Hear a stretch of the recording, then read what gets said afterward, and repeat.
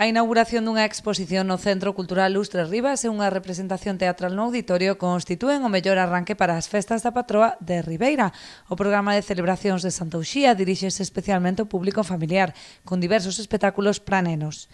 O sábado teremos na Plaza do Concello ás 6 da tarde a actuación do Payaso Popín e ao remate deste espectáculo convidamos a todos a que se cheguen ao Auditorio Municipal porque ás 7 comezará o concerto de Uxía Lambona e Banda Molona, que é un grupo moi coñecido no ámbito da programación familiar e que ten moito éxito entre os máis pequerrechos.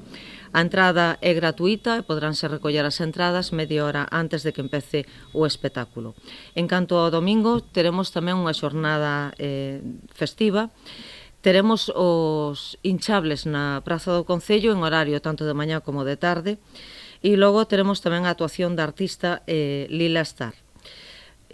Faranos números de acrobacia e será tamén ás 6 na Praza do Concello. Tampouco nos vai faltar a música o domingo con 2 concertos galegos. Estes trasladaremos estas actuacións ao Parque García Ballón. Actuará a 1 do mediodía os Amigos dos Músicos e logo ás 10 da noite teremos a actuación do Grupo Caxade.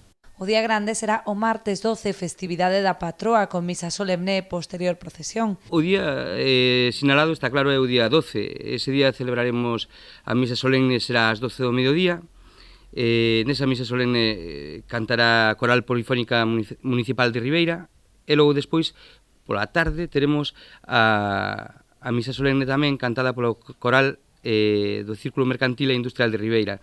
Eso será ás 8:30 da tarde. O remate do percorrido polas principais rúas do casco urbano, o adro da igrexa, acollerá un encontro de confraternidade cun aperitivo para os parroquiáns. Tanto nesta como no resto das actividades, o Concello e a parroquia contan co apoio da Asociación de Amas de Casa, que colabora activamente na organización dos festexos.